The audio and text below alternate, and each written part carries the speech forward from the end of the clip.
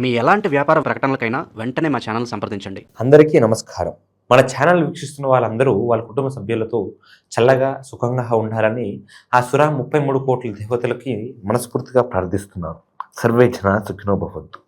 ఓం శ్రీ మాత్రే నమః.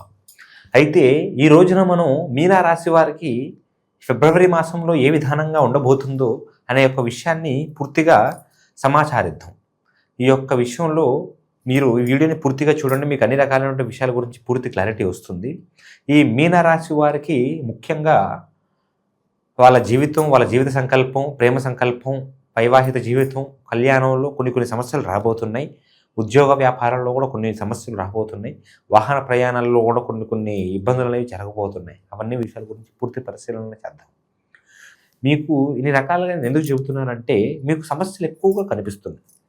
సమస్యలు కానీ, ఆటంకాలు కానీ, కుటుంబంలో ఉన్నటువంటి యొక్క సమస్యలు కానీ, భూ సమస్యలు కానీ, ధన సమస్యలు కానీ, అప్పుల బాధలు కానీ, రుణ బాధలు కానీ, ఇందులో కూడా మీకు సంతోషం, సంతృప్తి ఉండేటువంటి అవకాశం లేదు. ఇది లేకపోయినా ఇది ఉందిలే అనేటువంటి ఒక సంతోషం అనేది మీకు ఉండేటువంటి అవకాశం కనిపించడం లేదు. ఆరోగ్య సమస్యలు కూడా కొన్ని బలపడేటువంటి ఒక అవకాశం కొంచెం ఉంటుంది. కాబట్టి ఈ మీన రాశి వాళ్ళు ముఖ్యంగా ఈ పనులు చేసుకుంటే మీరు ఖచ్చితంగా బాగుంటారు. అయ్యప్ప స్వామి అనుగ్రహం, సుబ్రహ్మణ్యేశ్వర స్వామి అనుగ్రహం, ఒక గణపతి స్వామి యొక్క అనుగ్రహం, వీళ్ళంతా కూడా శివపార్వతి పుత్రులు కాబట్టి మీకు అన్ని రకాలుగా కూడా బాగుండేటువంటి ఒక అవకాశం ఖచ్చితంగా జరుగుతుంది. కొన్ని సమస్యలు అనేవి వస్తున్నాయి. పెను ప్రమాదాలు కూడా వచ్చేటటువంటి ఒక అవకాశం ఉంది. రక్తం మీరు కళ్ళారా చూసేటటువంటి ఒక అవకాశం ఉంటుంది. కుటుంబంలో చిన్న సమస్యలు అనేవి వచ్చేటటువంటి ఒక అవకాశం కూడా ఉంటుంది. ఎక్కువగా ప్రయాణాలు చేయొద్దు. దూర ప్రయాణాలు కానీ, వాహన ప్రయాణాలు కానీ చేయొద్దు. ఎక్కడైనా చేస్తే ఒకవేళ చేయవలసిన ఒక అవకాశం వస్తే మీ జేబులో కానీ, మీ యొక్క బ్యాగ్లో కానీ ఒక నిమ్మకాయని ఖచ్చితంగా పెట్టుకునేటువంటి ఒక ప్రయత్నం ఖచ్చితంగా చేయండి. అయితే ఈ మీనరాశికి సంబంధించినటువంటి వాళ్ళల్లో మనశ్శాంతి అనేది ఉండదు. ఎందుకు ఉండదంటే లక్ష్మీ సంకల్పం ఉండకపోవడం వలన ఉండదు. ధనం అనేది వీళ్ళు ఎన్ని రకాలుగా ప్రయత్నం చేస్తున్నా కానీ వీళ్ళ చేతికి అందదు. అది వందినా కానీ అది పూర్తిగా వీళ్ళ యొక్క ఖర్చులకు సరిపోయేటట్లుగా ఉండదు. అప్పులు బాధల్లో పడేటటువంటి ఒక అవకాశాలు అనేది ఎక్కువగా ఉంటుంది. ఈ మాసం అంతా కూడా అందరికంటే ఈ యొక్క మీనరాశి వారికి చాలా ఎక్కువగా దరిద్రంగా ఉండేటువంటి ఒక అవకాశం ఉంది. కాబట్టి ఆ యొక్క దురదృష్టం మీరు దీంట్లో నుంచి బయటపడే ఒక అవకాశం అనేది లేదు. కాబట్టి ఈ యొక్క సంకల్పం అనేది మీకు ఖచ్చితంగా జరుగుతుంది. మీరేమీ టెన్షన్ పడొద్దు. ఈ మాసం మాత్రం కొంచెం అనుకూలంగా లేదు.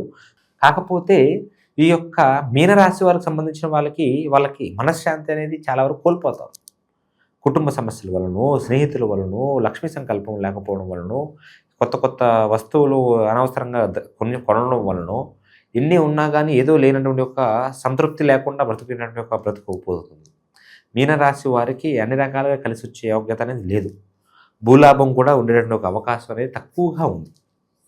కాబట్టి మీరు చేసుకోవాల్సినంత పనంతా కూడా ముఖ్యంగా మీరు చేసుకోవాల్సినటువంటి పనంతా కూడా అయ్యప్ప స్వామిని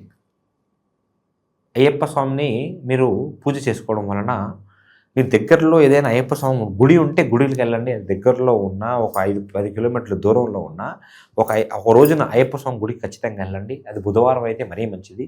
వెళ్ళి ఒక 3 ప్రదక్షిణలు చేసి మీ బాధను అక్కడ పూర్తిగా అయ్యప్ప స్వామికి తెలియజేసి ఒక కొబ్బరికాయను కొట్టండి. మీకున్నటువంటి సర్వదరిద్రాలను అయ్యప్ప స్వామి తీసేస్తాడు. అయ్యప్ప స్వామి, సుబ్రహ్మణ్యేశ్వర స్వామి చాలా పవర్ఫుల్.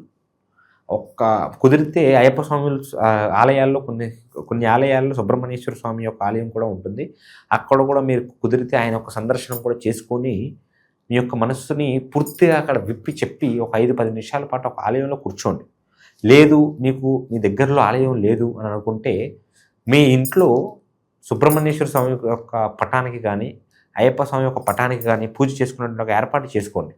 అన్నీ బాగున్న రోజు అలా చేసుకోవడం వలన మీకున్నటువంటి ఒక సర్వ దరిద్రాలు పోతూ ఉంటాయి. సర్వ కష్టాలు కూడా తొలగిపోతూ ఉంటాయి. మీకు తెలియకుండానే ఒక అయ్యప్ప స్వామి అనుగ్రహం అనేది మీ పైన ఖచ్చితంగా ఉంటుంది. అయ్యప్ప స్వామి అంటే సాధారణమైనటువంటి ఒక శక్తి కాదు.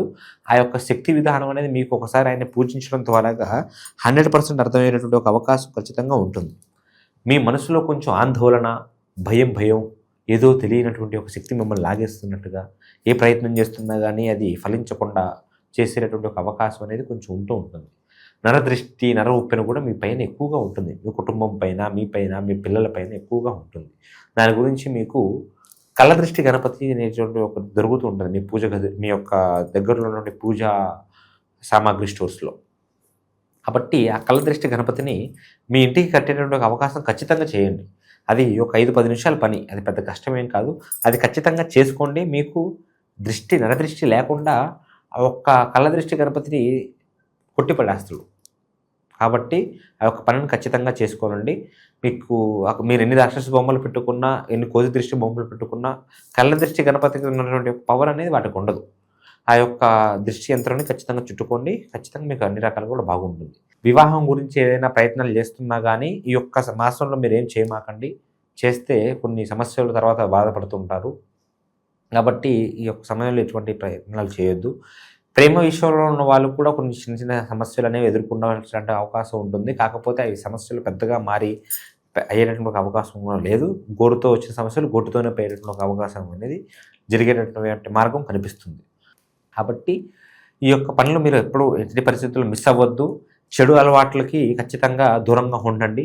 ఈ యొక్క మాసం మాత్రం మీకు ఎంత వీలైతే అంత చెడు అలవాట్లు, చెడు ఆలోచనలకు దూరంగా ఉండండి. వాటిని కంట్రోల్ చేసుకోండి. సెల్ఫ్ కంట్రోల్ని పెంచుకోండి. ఎందుకంటే మీరు ఈ సమయంలో చేసేటటువంటి పనులు మీకు ఖచ్చితంగా తర్వాత ఇంకెక్కువగా ఎఫెక్ట్ అవుతాయి. మీరు ఇప్పుడు ఎంత నిష్టగా, ఎంత బుద్ధిగా, ఎంత దైవ సంకల్పంతో ఉంటే అంత పవర్ అనేది మీకు ఈ యొక్క మహాశివరాత్రి తర్వాత నుంచి కూడా చాలా బాగుంటుంది, బ్రహ్మాండంగా ఉంటుంది. మొత్తం మాసం అంతా బాగుంటుందని కాదు, శివరాత్రి తర్వాత నుంచి బాగుండే ఒక అవకాశాలు కూడా ఉన్నాయి. శివరాత్రి రోజున వీలైతే మీరు జాగారం చేయడమో, అనేటువంటి ప్రయత్నాలు చేయడం, లేకపోతే ఆ రోజున మీకు వీలైనంత దాన ధర్మాలు చేయడం, మీకు వీలైనటువంటి ఒక సహాయాలు చేర్పించడం, గోసేవ చేసుకోవడం, మీ గోమాతలకి ఆహారాన్ని అర్పించడం, ఇలాంటివి పూజలు కార్యక్రమాలు చేసుకుంటే మీ ఇంట్లో ఎంతో మనశ్శాంతి ఉంటుంది. మీ ఇంట్లో మనశ్శాంతి ఉండాలంటే దైవ సంకల్పం ఖచ్చితంగా ఉండాలి. లేకపోతే మరే మార్గం కూడా కనిపించడం లేదు. కాబట్టి ఆ యొక్క పనులు, ఆ యొక్క విధానాలు మీరు చేసుకున్నట్టుగా అయితే మీరు ఈ సమస్యల నుంచి, మీరు ఈ పెనుభారాల నుంచి బయటపడిపోవచ్చు. ఇదంతా కూడా మనకి కేవలం గ్రహ అనుకూలతకు సంబంధించినటువంటి సమాచారం మాత్రమే. మీరు మీ జీవితంలో ఇంకా దీనికంటే పెద్ద పెద్ద సమస్యలు, పెద్ద పెద్ద ఇబ్బందుల్లో ఇరుక్కునేటువంటి ఒక అవకాశాలు కొన్ని ఉంటూ ఉంటాయి. కాబట్టి అటువంటి సమస్యలైనా కానీ వాటికి పూర్తి పరిష్కార మార్గాన్ని మనం ఖచ్చితంగా చేయగలుగుతాం. చేతబడి నివారణలు కానీ, దుష్ట ప్రయోగాల నివారణలు కానీ, నరదృష్టి నివారణలు కానీ, మీ యొక్క కళ్యాణంలో కళ్యాణ దోషాలు కానీ, ఎటువంటిది ఉన్నా కానీ మనం ఇక్కడ ఉండి అమ్మవారి సంకల్పం ద్వారాగా పూర్తి పరిష్కార మార్గాలు మీరు ఖచ్చితంగా చేయగలుగుతాం. కింద కనిపిస్తున్నటువంటి నెంబర్కి మీరు ఒకసారి కాంటాక్ట్ అయినట్టుగా అయితే మీరు ఎక్కడి నుంచి, ఏ ప్రాంతం నుంచి ఫోన్ చేస్తున్నా మీకు ఫోన్ ద్వారాగా పూర్తి పరిష్కార మార్గాలు మనం ఖచ్చితంగా తెలియజేయగలుగుతాం. సర్వే జన సుఖినో భవంతు, లోకా సమస్త సుఖినో భవంతు, విజయీ భవ.